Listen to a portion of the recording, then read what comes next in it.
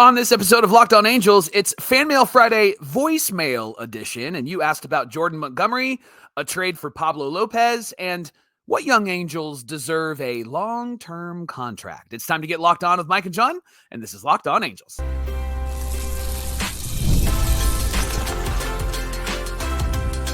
You are Locked On Angels, your daily Los Angeles Angels podcast. Part of the Locked On Podcast Network, your team every day. Thanks for making Locked On Angels your first listen of the day. You can find us anywhere you get your podcast, including Apple Podcasts, Spotify, and SiriusXM by searching Locked On Angels. And if you'd like to get back to the Super Halo Bros for all the Super Halo content, here's some things that you can do.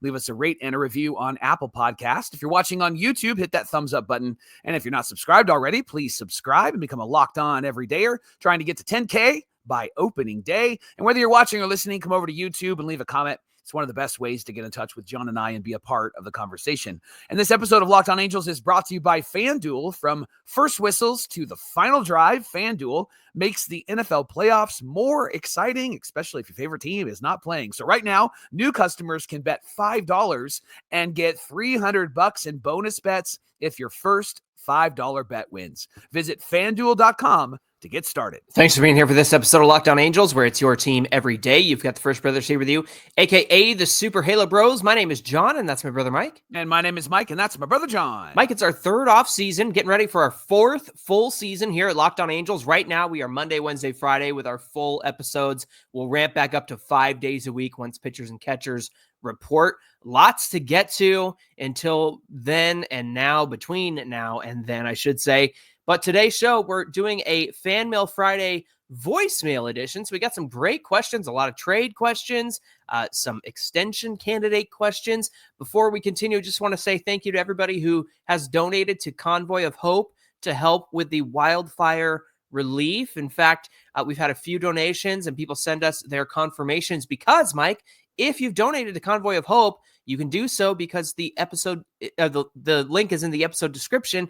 If you donated to them, send us your confirmation. We'll put you in a drawing for some Super Halo Bros merch on behalf of us because we appreciate you making that donation. So, Mike, without further ado, let's get into our first voicemail of the day. Hey, we got Brett from San Antonio. I think he's the one with the really cool voice. So here we go. Hey, guys, Mike and John, Happy New Year. This is Brett from San Antonio. I have a question for you. I know that the Diamondbacks owner doesn't like Jordan Montgomery. He exercised his option for 2025. It looks like it's $22.5 million.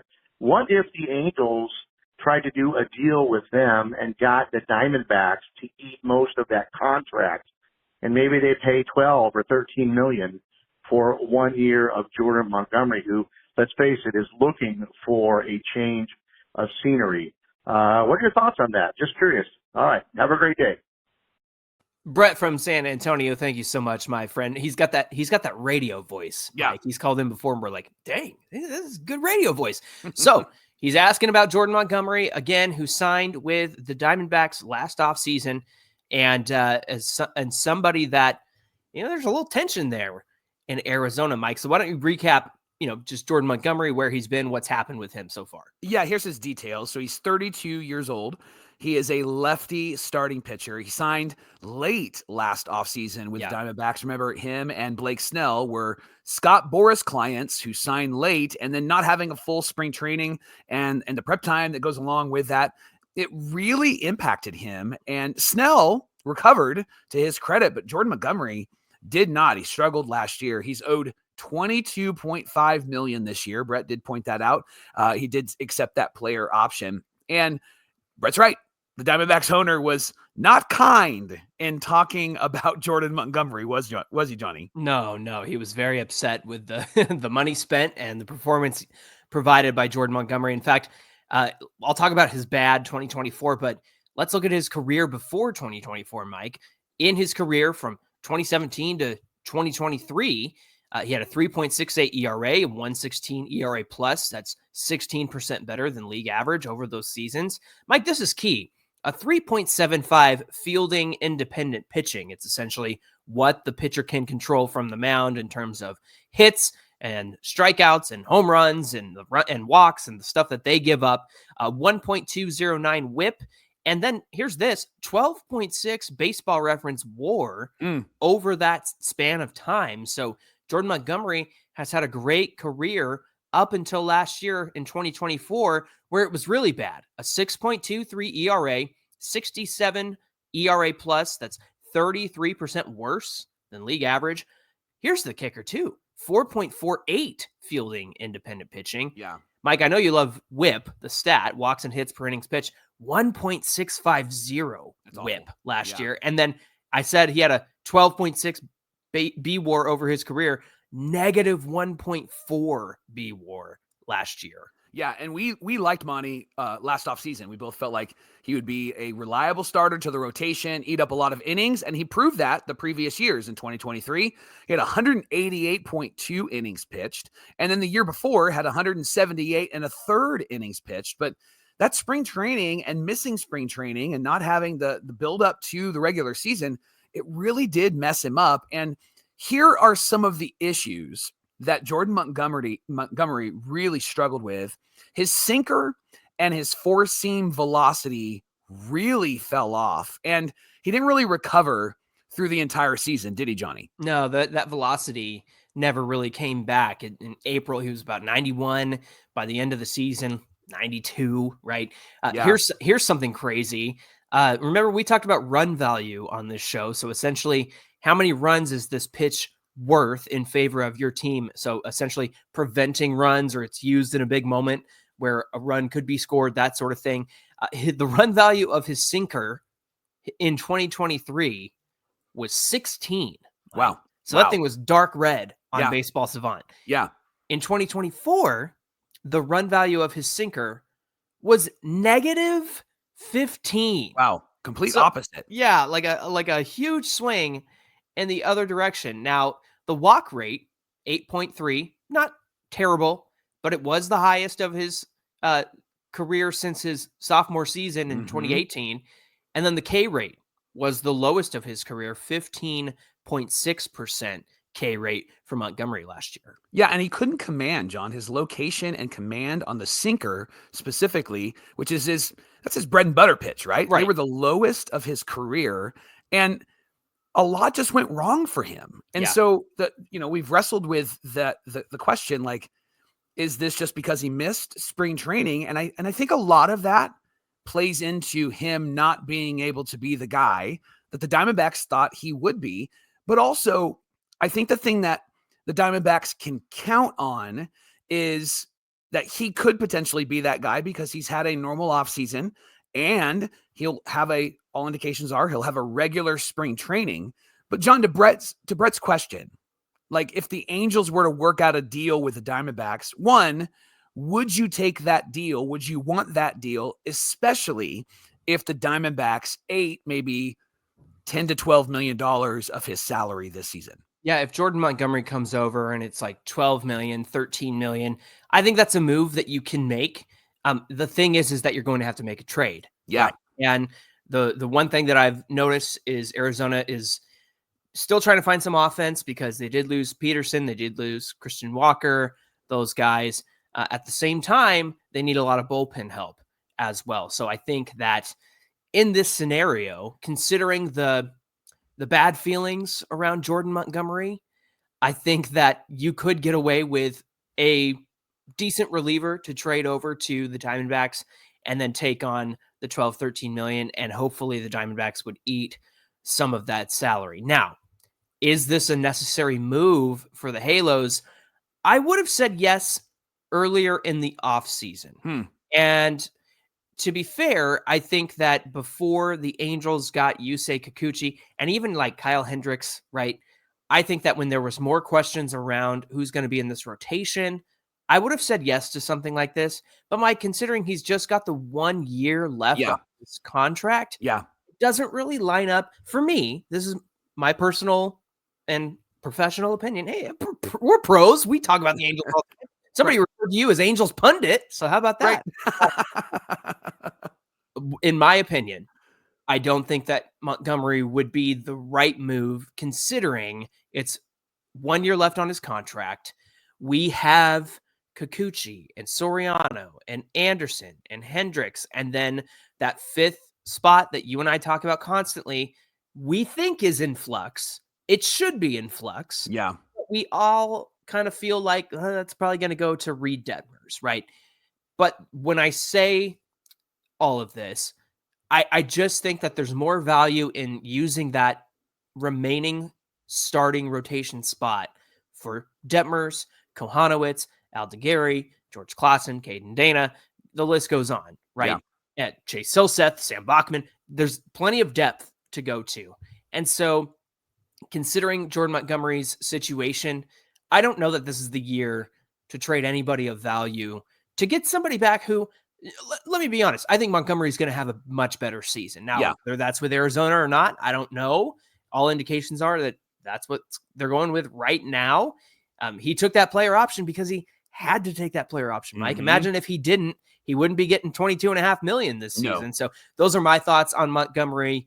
What would you say in this situation? I think even if they ate money, it's still over the budget that the Angels have set for themselves. And so I don't think that they would even take this guy at 12 million, 10 million. Wow. Because and the reason I think that is because you've seen them very hesitant on the free agent market when it comes to starting pitching outside of Yusei Kikuchi, because they could go and get some of the other guys that are available and they haven't done it. And even just the 1 year deal to a Flaherty who has said, I'll take a shorter deal. Obviously his average value is going to be higher, but if they're going to give money like this, John, and they want to bring in a veteran pitcher, then I think it makes a bit more sense to go get somebody like a Max Scherzer, right? Like just go and get a guy who Ron Washington really, really likes. And then he can pitch in your starting rotation. And then if he's not able to be the Max Scherzer that he was in the years past because he's been hurt or whatever, then you still have flexibility with Kohanowitz and with Detmers. And so I think that would be maybe a more logical move for the Angels. Plus, they don't have to give up anybody. They don't have to trade anybody. I think if they traded for Jordan Montgomery, quite honestly, I think it could cost them one, maybe even two players. Like if they need offense in Arizona, that could be a Taylor Ward and a Mickey Moniak trade, right? And that seems ridiculous saying it out loud, but that's, I think, what it would cost to get somebody like that. And if Arizona was going to eat some of that contract. Yeah, exactly. I like the idea of Scherzer at this point of the offseason. I wouldn't have liked it earlier. Correct. But to your point, I think again, if you're going to go out and get somebody who's a veteran, kind of stabilize the rotation, might not be as good as they've been in the past, because again, Jordan Montgomery might not be as good as he's been in the past. Right. I have a suspicion he will be just fine. He's 32 years old. Give him a full season. All of his issues were command and location, right? Yeah. And so I even looked at the stadium, and that really wasn't a factor either. So I mean, it just really seems to be it was all him, and the lack of time that he had to prepare for the season, and as a result, fired Scott Boras over the season as well. Hey, thanks for making Locked On Angels your first listen of the day. Coming up, if we are talking about a trade for Jordan Montgomery, somebody else suggested, how about a trade for Pablo Lopez of the Minnesota Twins? We're going to get into that in just a minute. Today's show is brought to you by Rocket Money. It's a personal finance app that helps find and cancel unwanted subscriptions, helps you monitor your spending, and helps lower your bills so that you can grow your savings. And it brings everything together in one place, whether it's subscriptions or spending habits, even the goals you want to hit this year. Rocket Money has over 5 million users, and they have saved a total of $500 million in canceled subscriptions. Now, that's a cancel culture I can get behind. Canceling unwanted subscriptions, Michael. Good dad joke. Way to go. Saving members a grand total on average of $740 a year when you're using all the premium features on this app. Plus, they have the goals feature, helps you automatically set money aside for the future, so no more stressing about budget every single month. So cancel those unwanted subscriptions and reach your financial goals faster in 2025 with Rocket Money. Just go to their website, rocketmoney.com/lockedon. That's rocketmoney.com/lockedon. This is the Locked On Podcast Network, where it's your team every day, and a happy Fan Mail Friday to you. Voicemail edition. We had a ton of voicemails sitting on the answering machine, Mike, if you will, just because of how crazy the holidays were, and we wanted to get to these voicemails. Our next one brings up a really interesting trade, and it comes from David in San Luis Obispo. Here we go. Hi, guys. This is David. I'm calling from San Luis Obispo, California. My question is related to a article that I saw about the Twins potentially shopping Pablo Lopez. I see that his contract looks fairly reasonable. I also see that the Twins are potentially looking for a right-handed hitting outfielder. And I would expect them to be also looking for a starting pitcher in return. So I was thinking that a good trade could be Taylor Ward and, kind of hate to do it, but Reed Detmers for Pablo Lopez. I think that frees up left field for Mike Trout and moves Mickey over to center, opens up right field for Joe Adell. Then the Angels could focus on a platoon partner for Mickey out in center, either Kevin Pillar or one of the other free agents. Looks like it could be a good deal for both sides. So if you guys want to look at that, let me know what you think. Thanks, guys. Love the show. Congrats on the new baby. Oh, thanks, David. I appreciate that. David in San Luis Obispo. Man, I would love to be in San Luis Obispo right now. It's so nice up there. And It is nice up there. It's good times up there. So he's making the suggestion, Mike, Taylor Ward and Reed Detmers for Pablo Lopez, and also trying to solve the, I don't know if you'd call it a log jam with the outfield. Yeah. But at this point of the offseason, it doesn't seem like we have a clear picture of what they're going to do with Trout and Ward and Adell and Moniak and Soler. Like, are we just going with Trout in center field? Is that the plan? Because we haven't heard anything yet. I'm sure we will hear something as we get closer to spring training. But I think David's suggestion here is also solving that, but also getting a pretty solid starting pitcher in return. Pablo Lopez is 28-year-old righty with the Twins. He's signed through 2027, so we would have him in 25, 26, and 27. Each year, he's owed $21.75 million each of those seasons. He did have an all-star season in 2023, 32 starts, 194 innings pitched. Wow. A 3.66 ERA, 1.155 whip, a 119 ERA plus, 19% better than league average. He was 7th in Cy Young voting. And then I took him as my first pitcher in fantasy baseball this year. And so obviously he had a bit of a rough season. That's your fault. Yeah, I'm a bat first guy, and then I get my pitchers, and he was the best of the bunch left. And he had a rough season. Not bad from like the 1,000-foot view, but here it is. 32 starts, still making all of his starts, right, Mike? A 4.08 ERA, 185.1 innings pitched, a 102 ERA plus, and a 1.192 whip in 2024. Yeah, so what changed for him? Well, here's what changed. He lost some swing and miss from 2023 to 2024. His strikeout rate, it fell from 29.2% to 25.6% last year. And he got hit a little bit harder in 2024. The average exit velo had a higher, he had a higher average exit velo and a higher hard hit percentage. And Johnny had a higher line drive percentage last year as well, but it wasn't all just him.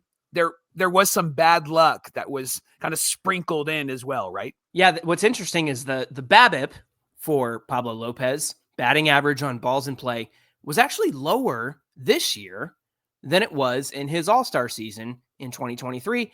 And I looked it up. Minnesota, Mike, you're not going to believe this, had the worst ultimate zone rating in fielding in the major. So their defense was the worst ultimate zone rating, the UZR, of any team. Now, their fielding percentage was good, but when you think about ultimate zone rating, it takes into consider range and arm and all of that stuff.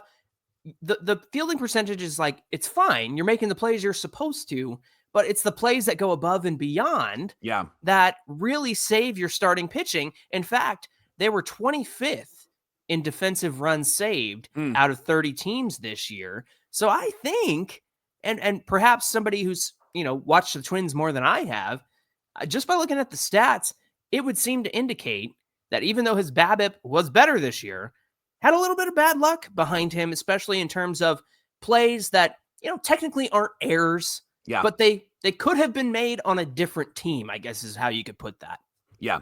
And so the question then is, would this trade for Taylor Ward and Reed Detmers for Pablo Lopez, would it make sense? Well, to David's question, and I think it's a good question. I have some thoughts about Reed Detmers, but before we get there, here's the tension. The Twins already have a crowded outfield. Like they're almost as crowded as the Angels. And the other thing that's really interesting about the Twins is that they had the 5th best outfield in weighted runs created plus last year. Yeah. So it's not like they need to replace anybody. It's not like they need an extra outfielder. So they may not need Taylor Ward on this team, right? Yeah, I think that they will probably go with a lot of the young guys that they're excited about.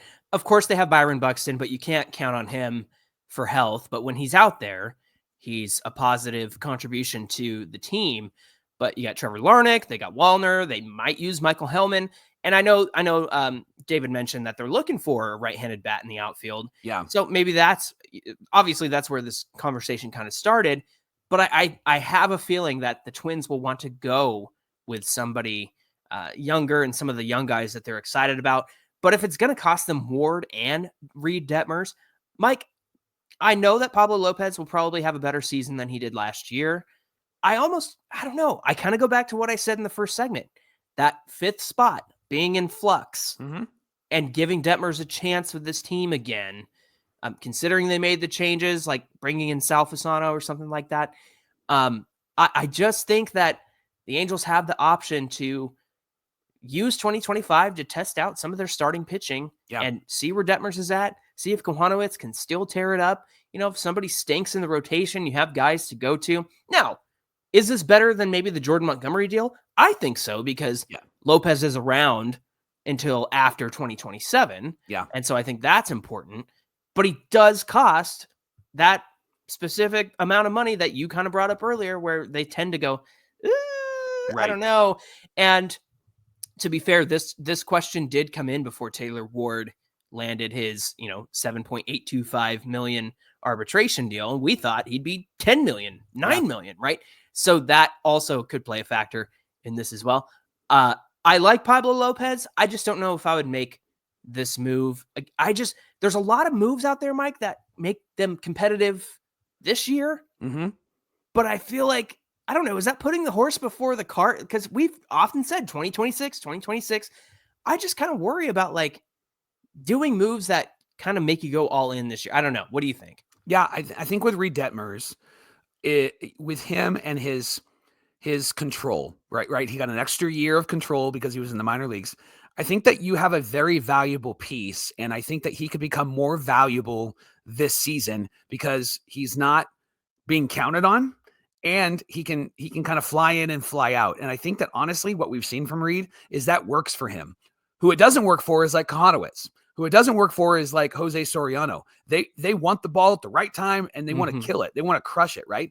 And so what happens then is Reed Detmers can walk into this season, pitch against the Dodgers, and be fantastic because he's great against really good teams. And then he's not going to feel the pressure against those really bad teams. And so I think you have to give Reed a shot this year to help him be a bit more valuable. And then I think you also have to evaluate, like, if he does get better, he is only 25. Man, we might have somebody here that just needed time like Joe Adell needed time. I do like this trade because of the control that you have with Pablo Lopez for 3 years, quality pitcher, going to get close to 200 innings. That's what I love. And you're right. He will be better this season. And he probably would be better with a better defense behind him. He's 28 years old too. So it's not like you're not getting Pablo Lopez at 32, 33, 34, 35, right? You're getting 28, 29, 30. Yeah. Peak years for this guy. And so the Angels really, like, if their philosophy is to like win and go after it, that needs to be communicated. I know that they've said, hey, let's go to the playoffs this offseason, right? The truth is, what they're showing us is that they're going to continue to build. Perry's showing us they're going to continue to build from the ground up. They're going to bring in guys. They're going to go through the international, signings. All of that is how they're going to be a really good team. And so I think that that's what our expectations would be. So as much as we like this trade, I don't even think they would get close to even considering this trade. Yeah, it's unfortunate because I think there is a world where they could have built a really competitive roster.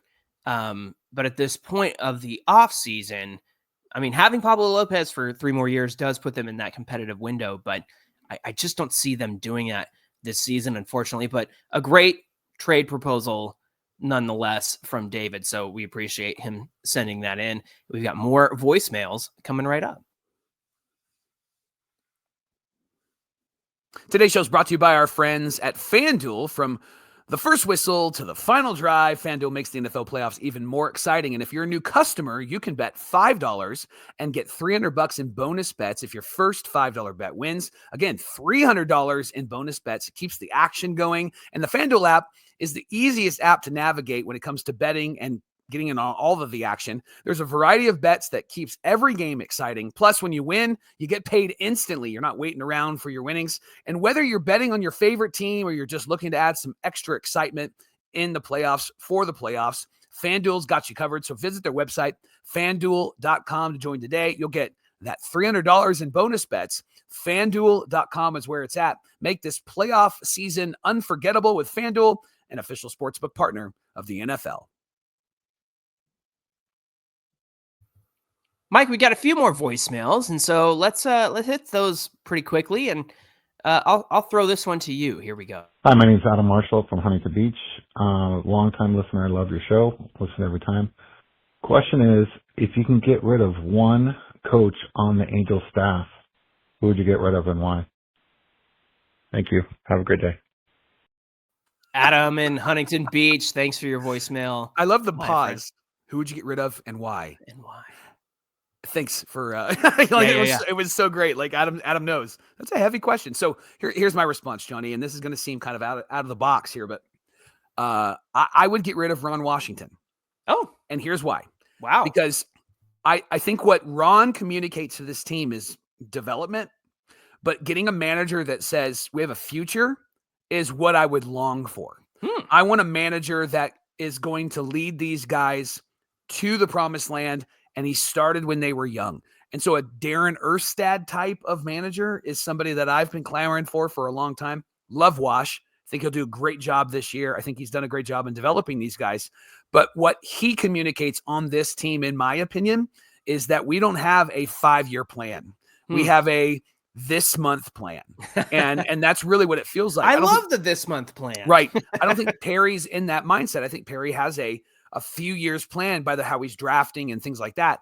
But I would want a manager that is going to be with us 5 years from now. I want a manager that's going to lead us somewhere that we have expressed confidence in, and he's helping our team to not just get better, he's helping our team win. That's what I would want. Yeah, I'm thinking of what's his name? Brandon Hyde, right? Like Hyde had to go through it with the Orioles, and now he's kind of reaping the benefits of that. So yeah, I hear what you're saying. To me, I wouldn't get rid of anybody. I want some consistency. I want the same coaching staff in place. But I hear what you're saying, and especially with only technically one more year on Ron Washington's contract, it does seem a little short-sighted of the team. But he is the right guy for the job at the moment. You just wonder, all right, who's picking up the reins after that? Let's go to a voicemail.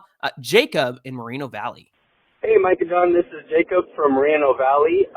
Big fans of the show. Just wanted to see if you see any potential young Angel players who can get long-term deals like the Bobby Witts or, I hate to say his name, the Wander Francos, but, to try to lock them up while they're young now. I appreciate you taking my call, and have a good rest of your day. Jacob and Mo Val, thanks for giving us a call on our voicemail line. I love that. I hate to say his name. Right. Bobby Witt and he who shall not be named. Right? Yeah. Well, talk about something that would happen to the Angels. Right. At least that didn't happen right to the Angels with all of our bad luck. Mike, I don't think we're going to see any extensions until Rendon's contract is off the book. Yeah. In 2026, after 2026, I should say, which coincides actually with Neto's first year of arbitration and Logan O'Hoppy's first year of arbitration. So after this season, they'll go into year 1 of arbitration. Then they got a few more after that. So I think they'll go to arbitration in 2026 while Rendon's contract is still on the books, whether he's here or not, whether he's fired or not, they still have to pay him in 2026. Now, if there's going to be any Bobby Witt type of extensions that sign these guys for a long time for O'Hoppe or Zach Neto, which those are the two I think that they would do this for, I think it's going to happen after 26. But you also have to consider, what if the Angels spend money and bring in somebody like Vladdy Jr., like we talked about the other day? He's going to cost a lot, when he comes on the books. So all that to say, I understand the urgency to give these guys an extension and lock them up and give them a Bobby Witt kind of contract. However, if I'm looking at the salaries and looking at the books, I think you got to take advantage of the arbitration years that you do have. Maybe they'll go to year 2 and then buy out year 3 and then buy out 10 years of their contract, something like that. I just think it's not going to happen anytime soon. I think when more salary space is freed up, I think that's when the Angels will take advantage of doing that. Let's go to one more voicemail, Mike, a special one. David, who we met at the O'Hoppe All-Star Bowl. Let's go. Hey, John, Mike, this is David from Lane 29.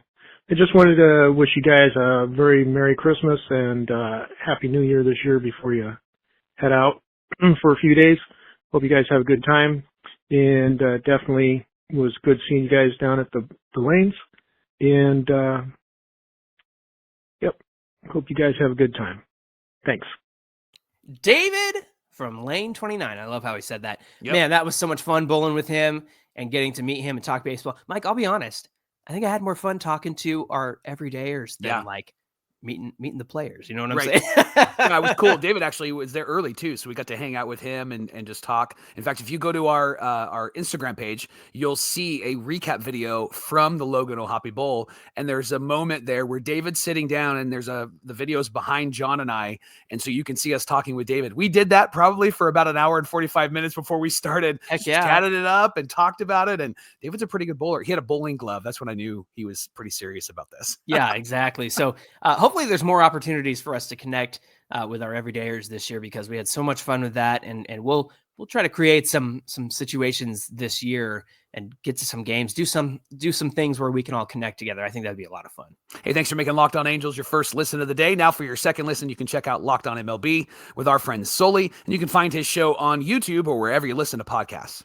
Hey, well, over the weekend, give us a follow at Locked On Angels on Twitter and at Super Halo Bros on Twitter and Instagram. Whether you're watching or listening, come on over to today's show on YouTube, get in the comments section, hit that subscribe button. And we want 10K by opening day, so it really help us out. Whether you're watching or listening, make sure you hit that subscribe button. Mike, when we come back on Monday, what do we have on deck for Locked On Angels? Well, we were all hoping that the international signing period would be a Roki Sasaki to the Angels, but we know that didn't happen. But here's the good news. The Angels got a lot of really good players. In fact, one of them went right into their top 10 as soon as they signed him, top 10 prospects. So we're going to share their names, share some nuggets about them on Monday on Locked On Angels. Looking forward to that conversation. Until then, my name is John, and that's my brother Mike. And my name is Mike, and that's my brother John. Have a great weekend, everybody, and we'll see you back here on Monday. The guy they signed, the top pick, man, the catcher, that guy looks really good. Yeah, I'm excited for it.